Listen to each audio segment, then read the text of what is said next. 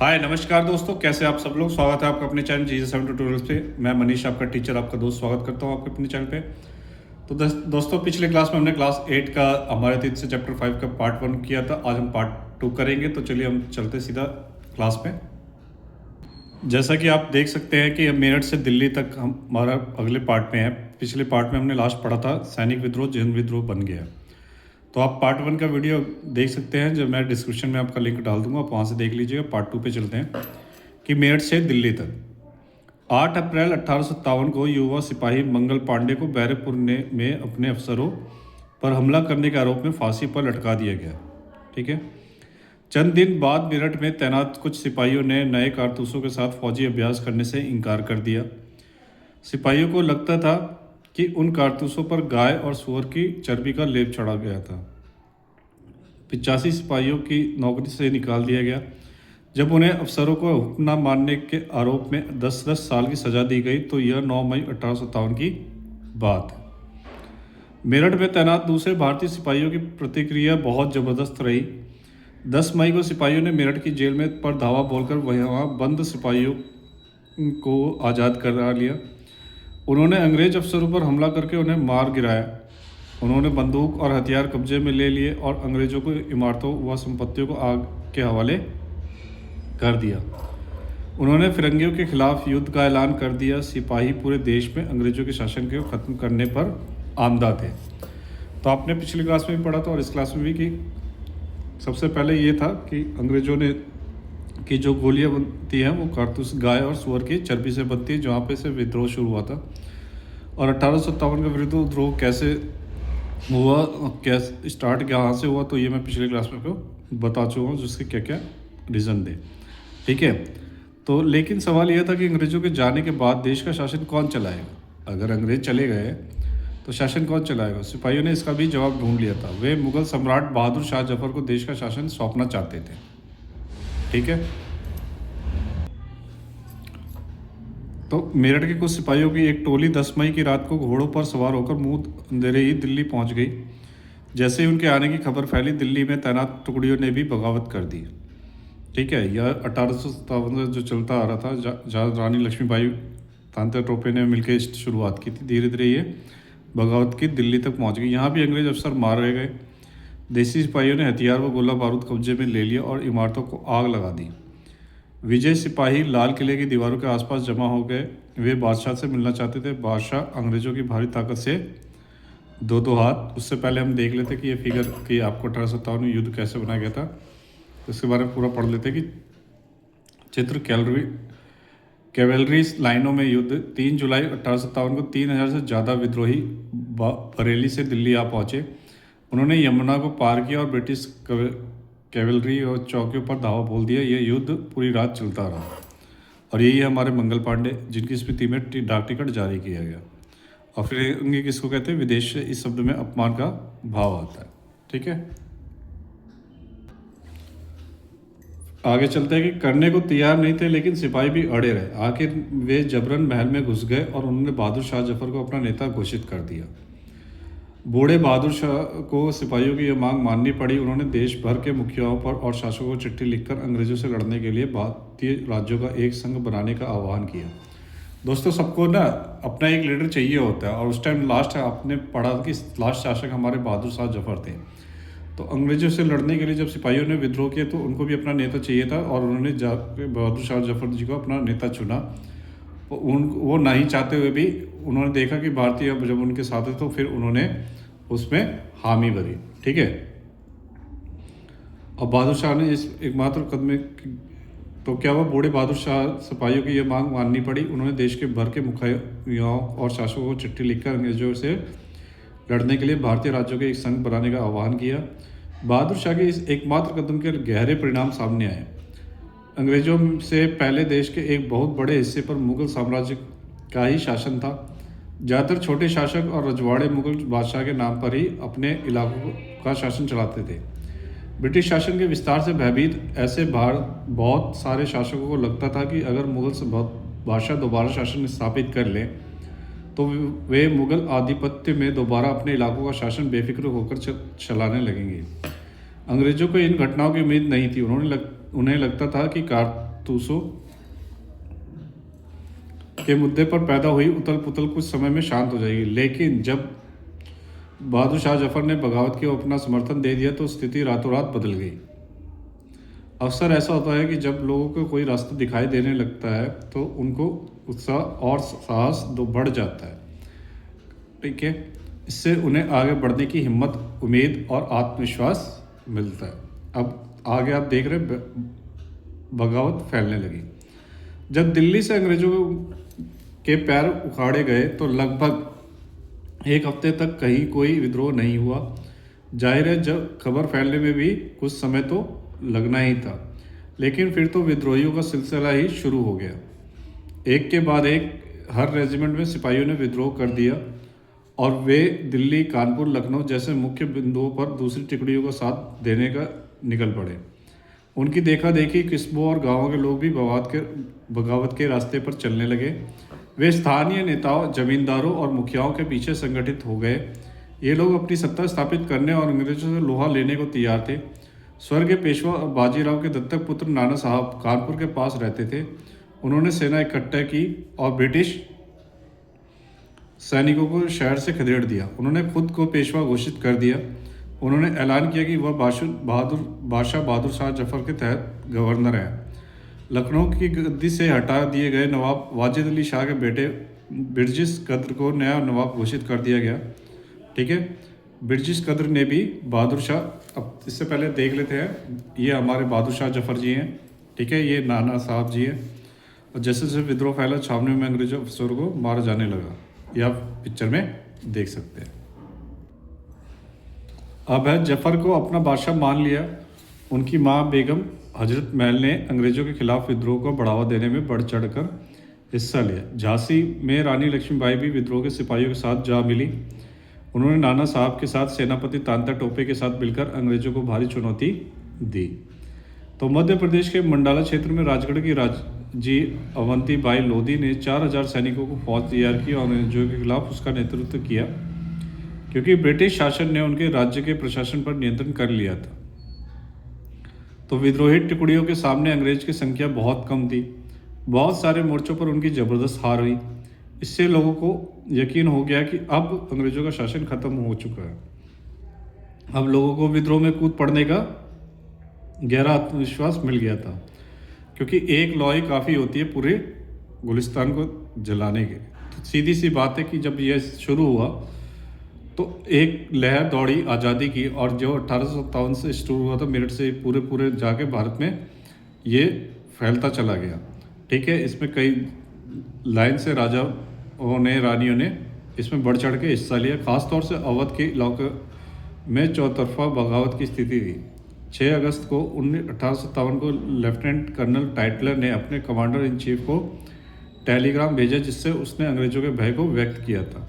ठीक है, एक जो कहते हैं ना कि एक लौ, मैंने अभी जैसे बोला कि एक पूरा लौ ही काफ़ी होता है कि पूरा आग लगाने के लिए। तो एक जो आज़ादी की जो ज्वाला जली थी वो पूरे रातों रात सब में फैल गई। ठीक है, हमारे लोग विरोधियों की संख्या और लगातार लड़ाई से थक गए थे। एक एक गांव हमारे खिलाफ है। यहाँ पे आप अंग्रेज देख रहे हैं, लिख रहे हैं, जमींदार भी हमारे खिलाफ खड़े हो रहे हैं।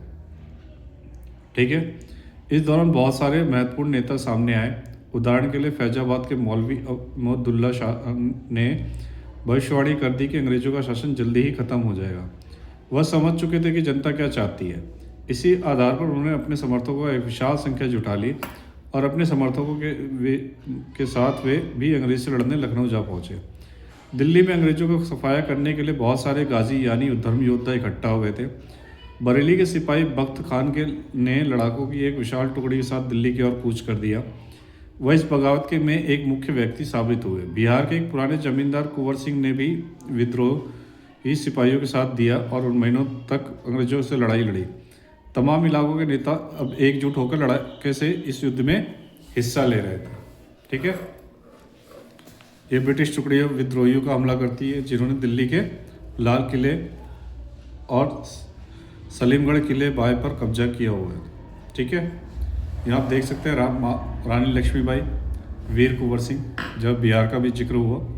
ठीक है, अब एक्टिविटी क्या है कि मुगल सम्राट विद्रोहियों का समर्थन करने के लिए क्यों तैयार हुए, ये आपको देखना है। और सिपाहियों के प्रस्ताव को मानने से पहले उन्होंने हालत को जो हिसाब लगाया उसके बारे में एक अनुच्छेद लिखे। ठीक है, अब तक जो हमने पढ़ा 1857 के विद्रोह में किसने कहाँ से भाग लिया, कैसे लड़ाई हुई, वो पढ़ा। अब हम देखते हैं कि कंपनी ने क्या पलटवार किया। ठीक है, कंपनी का पलटवार। इस उथल पुथल के बावजूद अंग्रेजों ने हिम्मत नहीं छोड़ी। कंपनी ने अपनी पूरी ताकत लगाकर विद्रोह को कुचलने का फैसला किया, क्योंकि अंग्रेज भी मानने वाले नहीं थे।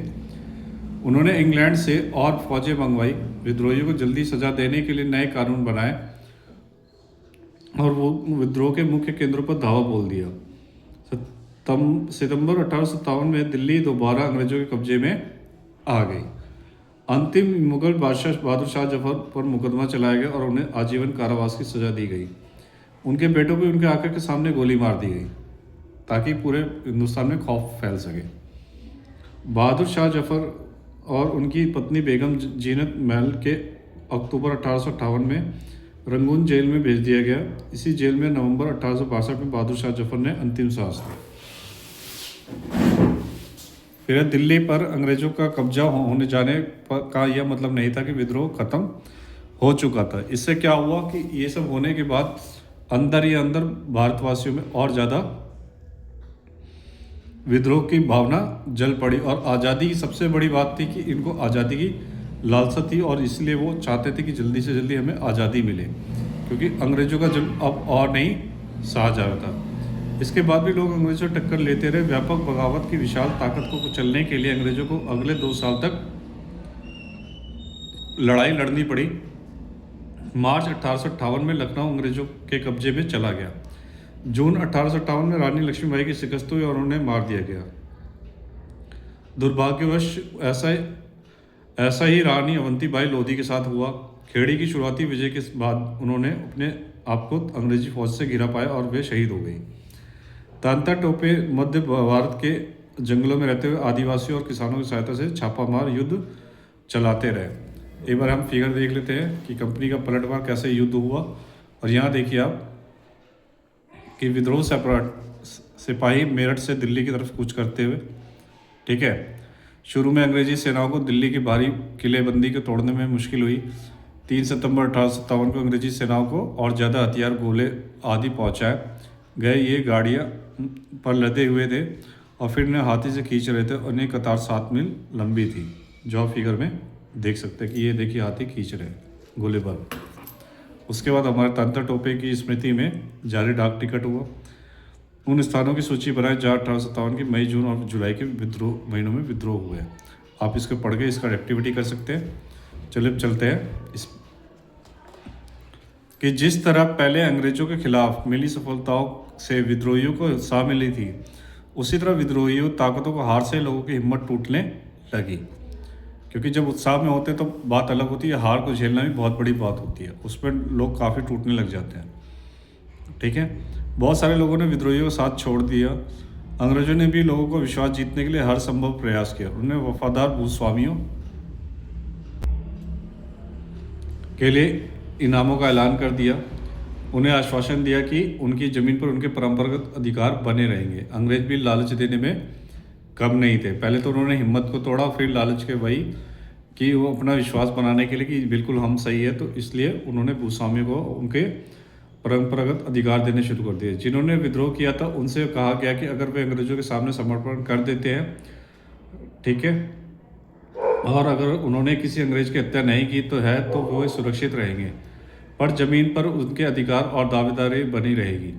इसके बावजूद सैकड़ों सिपाहियों, विद्रोहियों, नवाबों और राजाओं के मुकदमे चलाए गए और उन्हें फांसी पर लटका दिए गए। आप यहाँ पे चित्र में देख सकते हैं, ठीक है, कि अंग्रेज टुकड़ियाँ दिल्ली में घुसने के लिए कश्मीरी गेट को बारूद से उड़ा देती है। आप जानते हैं दिल्ली कभी जाएंगे तो देखिए कश्मीरी गेट, तो जब किलेबंदी थी तो उन्होंने कश्मीरी गेट को बारूद से उड़ा दिया। और यहाँ देख सकते हैं चित्र 15 में कि अंग्रेज टुकड़ियाँ कानपुर के पास विद्रोही को पकड़ लेती है। और ध्यान से देखें कि किस तरह कलाकार ने अंग्रेज सिपाहियों को बहादुरी से विद्रोहियों के पास धावा बोलते हुए दिखाया। इसके बाद आता है विद्रोह के बाद के साल। ठीक है, पहले हमने पढ़ा 1857 के विद्रोह, फिर पढ़ा हमने कंपनी का पलटवार। अब विद्रोह के बाद के साल कैसे बीते वो पढ़ते हैं। तो अंग्रेजों ने 1859 के आखिर तक देश पर दोबारा नियंत्रण पा लिया था, लेकिन जब वे पहले वाली नीतियों के सारे शासन नहीं चला सकते थे, अंग्रेजों ने जो अहम बदलाव किए वे निम्नलिखित हैं। पहला कहते हैं कि ब्रिटिश संसद ने 1858 में एक नया कानून पारित किया और ईस्ट इंडिया कंपनी के सारे अधिकारी ब्रिटिश साम्राज्य के हाथों में सौंप दिए ताकि भारतीय मामलों को ज़्यादा बेहतर ढंग से संभाला जा सके। ब्रिटिश मंत्रिमंडल के एक सदस्य को भारत मंत्री के रूप में नियुक्त किया गया। उसे भारत के शासन से संबंधित मामलों के संभालने का जिम्मा सौंपा गया। उसे सलाह देने के लिए एक परिषद का गठन किया गया जिसे इंडिया काउंसिल कहा जाता था। भारत के गवर्नर जनरल को वायसराय का ओहदा दिया गया। इस प्रकार से इंग्लैंड के राजा रानी निजी प्रतिनिधि घोषित कर दिया गया। फलस्वरूप अंग्रेज सरकार ने भारत के शासन की जिम्मेदारी सीधे अपने हाथ में ले ली। फिर देश के सभी शासकों को भरोसा दिया गया कि भविष्य में कभी भी उनके भू क्षेत्र पर कब्जा नहीं किया जाएगा। उन्हें अपना रियासत अपने वंशजों यहाँ तक कि दत्तक पुत्रों की भी सौंपने की छूट दे दी गई, लेकिन उन्हें इस बात के लिए प्रेरित किया गया कि वे ब्रिटेन की रानी को अपना अधिपति स्वीकार करें। मतलब आप जो है अपना मालिक इससे स्वीकार करें, ब्रिटेन की रानी को। इस तरह भारतीय शासकों को ब्रिटिश साम्राज्य के अधीन शासन चलाने की छूट दी गई। या भारत का राज चला सकते हैं, पर इसमें कौन मेन किसके अंडर में कराएंगे आप? ब्रिटिश शासक के रूप में। सेना में भारतीय सिपाहियों का अनुपात कम करने और यूरोपीय सिपाहियों की संख्या बढ़ाने का फैसला लिया गया, क्योंकि जो सेना ने विद्रोह किया था इसी को चलते ये उठाया गया कदम। यह भी तय किया गया था कि अवध, बिहार, मध्य भारत और दक्षिण भारत से सिपाहियों की भर्ती करने के बजाय अब गोरखा, सिखों और पठानों में से ज़्यादा सिपाही भर्ती किए जाएंगे। मुसलमानों की ज़मीन और संपत्ति बड़े पैमाने पर जब्त की गई। उन्हें संदेह व शत्रुता के भाव से देखा जाने लगा। अंग्रेज़ों को लगता था कि यह विद्रोह उन्होंने ही खड़ा किया था। अंग्रेज़ों ने फैसला किया कि वे भारत के लोगों के धर्म और सामाजिक रीति रिवाजों का सम्मान करेंगे और फिर भूस्वामियों और ज़मींदारों की रक्षा करने तथा ज़मीन पर उनके अधिकारियों को स्थायित्व देने के लिए नीतियाँ बनाई गई। इस प्रकार 1857 के विद्रोह का इतिहास का एक नया चरण शुरू हुआ।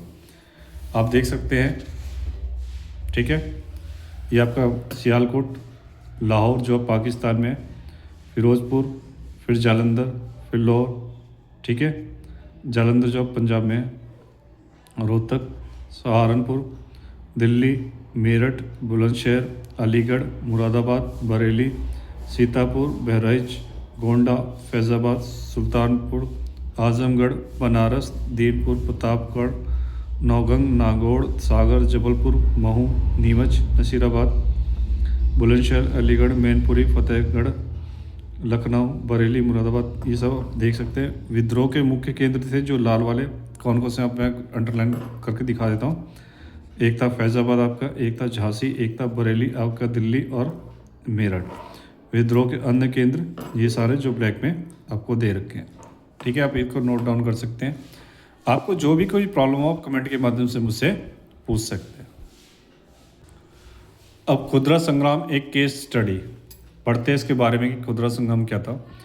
कि 1857 की घटना से बहुत पहले उसी प्रकार की एक घटना सन 1817 में खुदरा नामक स्थान पर घटित हुई थी। हमारे लिए उस घटना का अध्ययन करना है और इस बात पर विचार करना भी शिक्षाप्रद हुआ कि कैसे अंग्रेजों की औपनिवेशिक नीतियों के खिलाफ 19वीं सदी की शुरुआत से ही देश के विभिन्न हिस्सों में असंतोष निर्मित होने लगा था। खुर्दा जो कि ओडिशा के दक्षिण पूर्वी भाग में स्थित एक छोटा राज्य था, वहाँ 19वीं शताब्दी की शुरुआत में 105 गढ़ों, जिनमें 60 बड़े और 1109 छोटे गांव सम्मिलित थे।